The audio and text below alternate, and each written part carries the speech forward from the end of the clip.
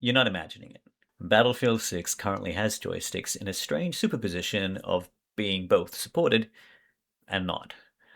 After a silly number of hours of testing and a response from the developers, we now know why, and we know how to manage it. Poorly. That is, through third-party software huffing a copious amount of copium, accepting the mouse will be must, and very gentle landings. This ode to joysticks includes charts and more charts comparing mice, controllers, and joysticks, along with discussion and workarounds, including on input latency and accuracy. For any malcontents who found my previous guide too quick or too piquant, on the far side of this TED Talk, there's even a visual walkthrough to setting up your sticks as controllers. You can click on the timestamp or watch the shorts I've hopefully finished assembling to guide you through that. Hi, I play support, despite all accusations to the contrary. If you haven't discovered it yet, there really is a joystick binding option hidden within the controller menu, way down. Perhaps you found this works for a single stick but won't map multiple devices. And then you grab your stick, you feel the lift-off as you rise to the occasion, but something feels wrong. It's sluggish. The response, floppy and heavy. Are you out of practice? Did you just get old since the last time you flew? Now you hear the klaxons wail, and you're pitching towards the ground to lose a lock. Oh, it's gonna hurt. You pull, but you can't get it back up. It never mattered, right? You were done for anyway. There's no dodging a buggy IFE's magic missile sure to go through your flares and hit you, even when you can no longer hear it coming. But it does matter. To you. Maybe it's not you. Maybe your reflexes are failing you after all. Maybe your stick wouldn't be a fun experience for anyone anymore. You find yourself questioning everything. What true cost this freedom? The eternal vigilance of rumble-free alternatives with higher polling rates passing you by? Or 200 Australian dollars 25 years ago? Or is the price really just a whiff of nostalgia stained upon the wall? For you remember gaining the respect of the Kilrathi. You remember the Great War, skimming through the turbulent wake of galactic Terran Vasudan battlecruisers, the shuddering beam cannons of the Shivan juggernauts as they tore your friends apart. You remember the thuddering pull of tractor beams, or just the simple click of your X-wings separating. Perhaps half of that is a happy dream more than what it ever really was. So, you set your stick aside for a game of 3. But accidentally spawn into the heli or jet out of habit, and have to panic switch to your mouse, and the controls are only half as bad as you remember. A little enthusiasm returns. Wouldn't this be better with your old mate? But still the stick feels inadequate. Or your friends abandon you to drive a transport heli, and you see that sniper on a hill, but instead of a Mario stomp, you Wario slump. And now your fellow Discordians are having a go at you. But the different handling of air vehicles in Battlefield 6 is obvious even on the mouse. They seem to have a larger degree of inertia. Something is going on. Your fingers don't need a diet. Your inadequate aging reflexes are beautiful just the way they are. And there just might be hope for your stick handling yet, with a solution only a little less painful than this extended monologue. Some things were obviously bugs, like a free look spinning out at 1,000,000 miles an hour on joystick, but in all my finer motions, I found myself still overcorrecting for apparent vehicle inertia. An emulated controller let me marginally correct this when using a stick or HOTAS, providing access especially to response curves of all previous games, both in-game and otherwise in the controller emulator. Was I just imagining the latency difference between a plugged-in joystick, the controller, or joystick configured as a virtual controller? If anything, the joystick as controller felt better, but I figured that was because my personal compensatory prosthesis just came with all that extra shuddery shoes. After all, an emulated controller meant more layers of software adding latency. But how much? So like any ordinary person, I decided to take dozens of slow motion videos and measure pixel values and prove to myself that it was all in my head. Short answer, unlike all my other issues, this one was not. A quick primer. This will not be a discussion of network or server latency. A bad connection, being shot behind cover, and frame lag are not the meat here. For that, you'd be well served by an excellent YouTuber called Battle Nonsense, whose old videos are still relevant today. What's input latency? Well, you've clicked a button. Now you're waiting for the computer to notice. For a mouse, this will be less than a few milliseconds. What's total system latency? That's the delay between you do to you see. We'll be focusing on that. Input latency is part of that, but none of this includes the finger motion itself. That is, the time it takes you to physically press the button or pull the trigger until the signal is activated in your peripheral device, which is your joystick or your mouse. What's polling rate? That's the theoretical gap between signals from your device to the machine, communicating your click or stick position. You might see your mouse or keyboard came with a polling rate label of 1000 Hz or similar. This is easy to confuse as determining input latency, but that is impacted by other factors we won't delve into here, like USB protocol bottlenecks, signal filtering, all the other hardware bits that could fill a dozen other videos. Essentially, 1000 Hz on your mouse doesn't mean 1000 milliseconds divided by 1000 Hz equals exactly 1 millisecond real input latency. But 1000 Hz is good enough that you'd have a hard time telling it apart from anything faster. But the average human reaction time from seeing to clicking is towards 250 milliseconds. With a gap that big, should it matter?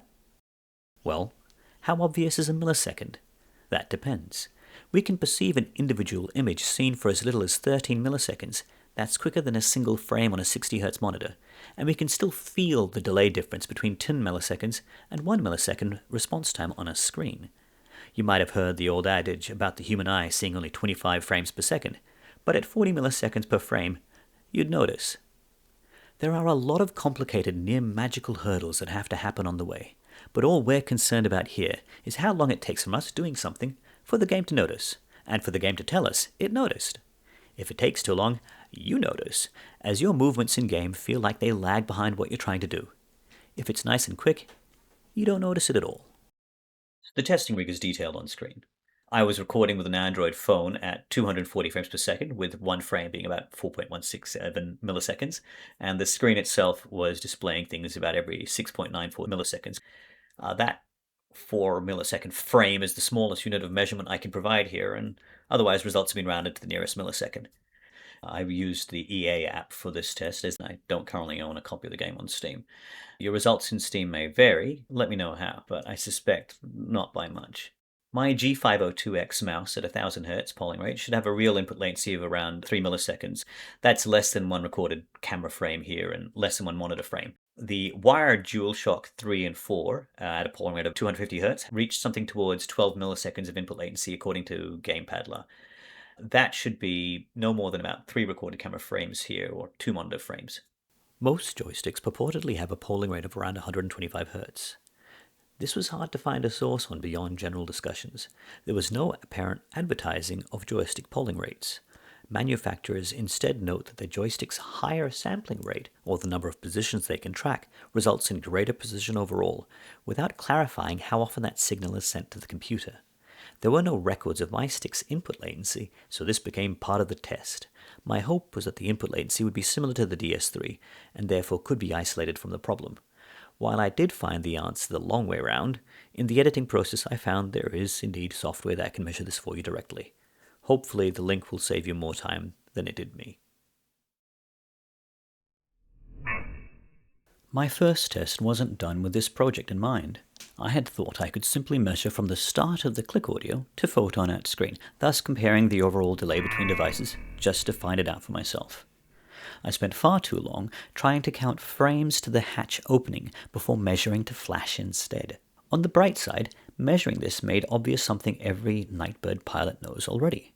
It takes half your normal reflex time just to get your cannon hood up, and you will fire faster if the cannon door is open. So consider tapping during engagements to have spooling weapons ready to pre-fire in half the time. On the downside, the results didn't make much sense. Why on earth would an emulated controller be faster than the source joystick? I figured these results were an error due to subjective measuring techniques. After all, we were only talking a frame or two, and it's possible that my joystick sensors might be activating before the click sounds. But again, why would the emulated stick be faster than the real thing? It had to be a fluke. More testing was necessary. So I grabbed a Magnum. Given that I was only measuring in intervals of around 4 milliseconds and a couple of frame differences, I couldn't be certain of these results either. The mouse went out as expected, but the emulated stick was still faster than the joystick. The results from finger twitch to flash indicated that I was likely inaccurately measuring finger motion to button press. So trigger testing was too close to call it, too many factors at play. And cannon firing wasn't the issue with air vehicle controls anyway. If cannons are similarly delayed for all inputs, what about directional control? That's why we're here. Was there a different implementation between axis and trigger inputs? I tried testing in in-game conditions, flying an attack chopper, stabilizing the crosshair, then pitching it. The emulated stick was faster again and had less variability than the joystick itself. But the Apache was big and heavy, and stable results were difficult to accomplish as flying had too many factors and was difficult to stabilize. Rather than running this test with more devices, I looked for something that could involve the minimal amount of movement. I parked a jet and I looked at the ailerons. I pushed the stick, the ailerons move. The result really did demonstrate the benefit to mouse users. Unfortunately, the amount of dust kicked up by the jet engines made it difficult to make out the pixels. While the difference in minimums was harder to observe, the emulated stick demonstrated lower averages. While I was struggling for a decent testing environment, news came out that the golf cart in the Portal SDK, that's the Battlefield 6 map editor, was in fact the bane of every Oceanic player's existence. The little Nightbird. Agile, stable, and a nightmare in a streamer's hands, the Nightbird was ideal. It moves to a smooth hover very quickly.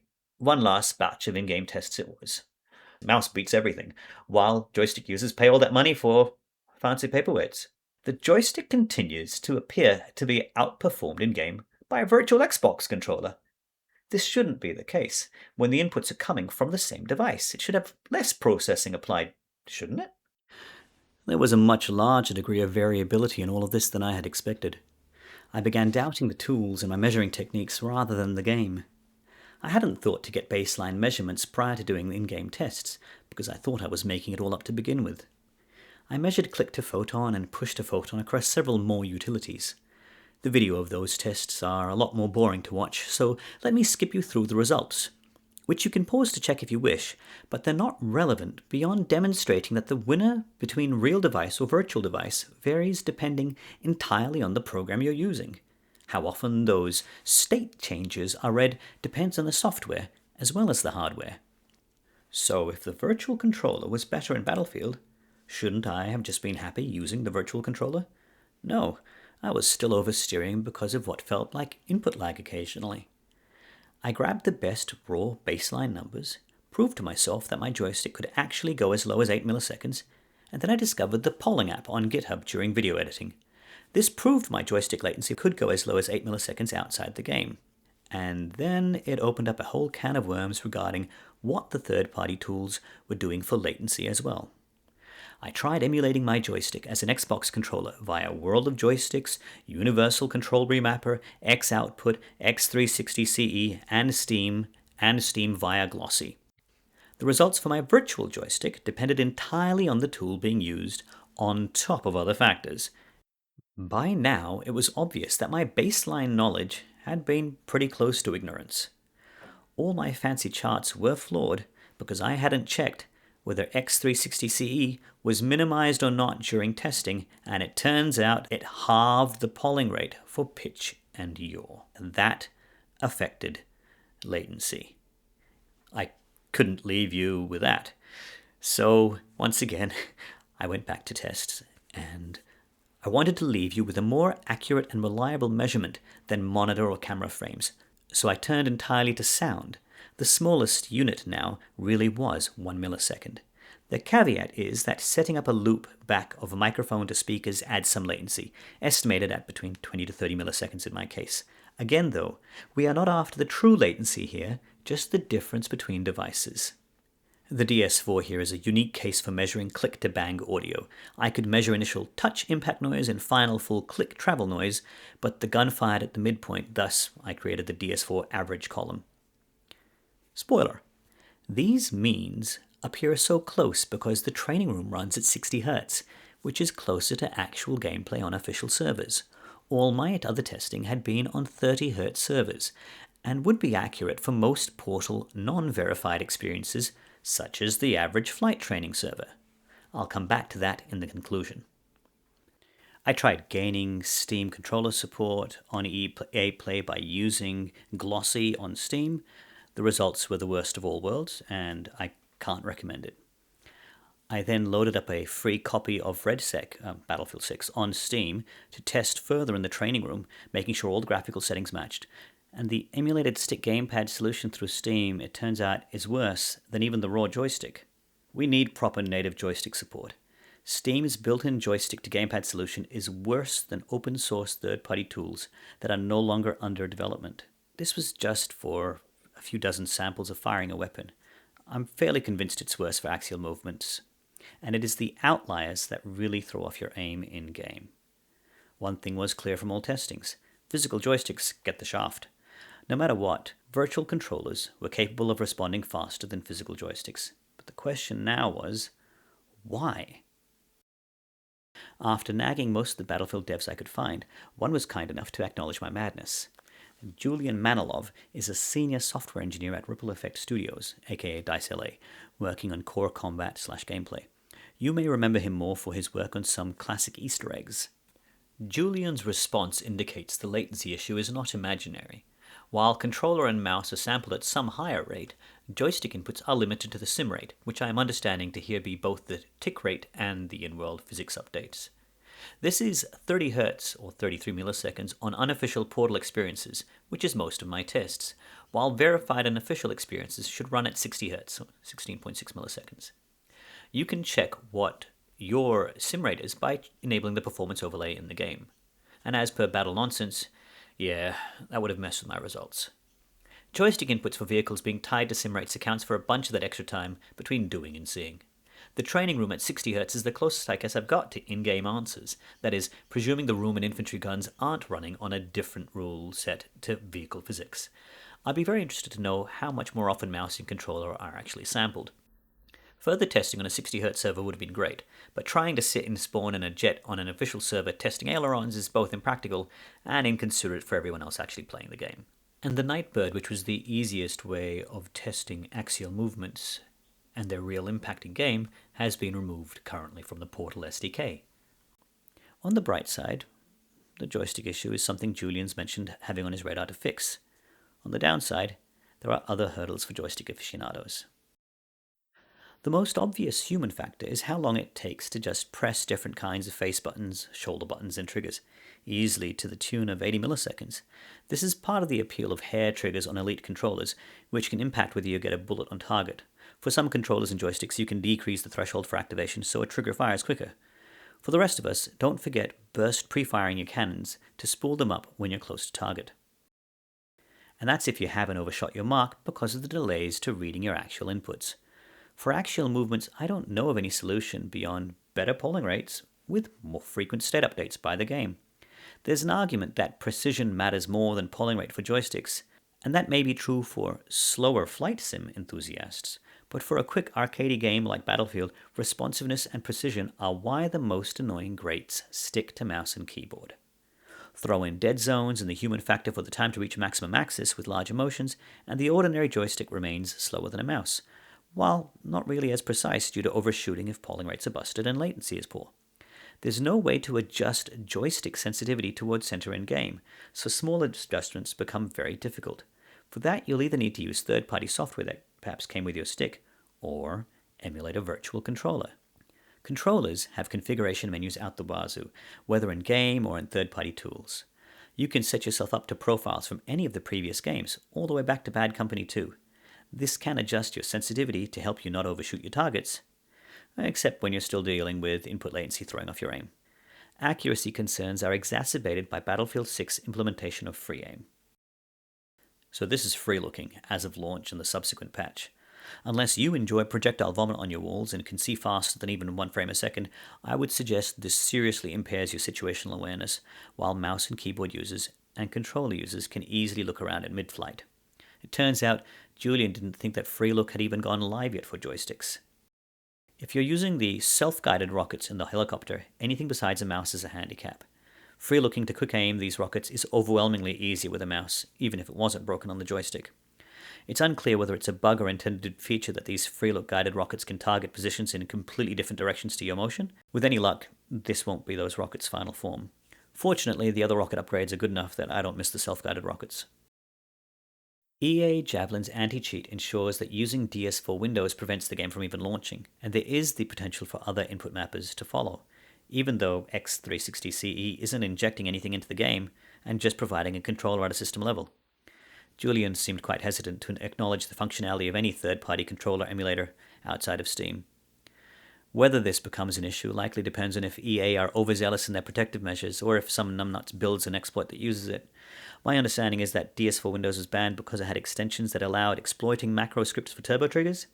There is absolutely zero gameplay advantage to using X360CE beyond unbreaking freelook and giving you vibration cues if you have an old stick like me.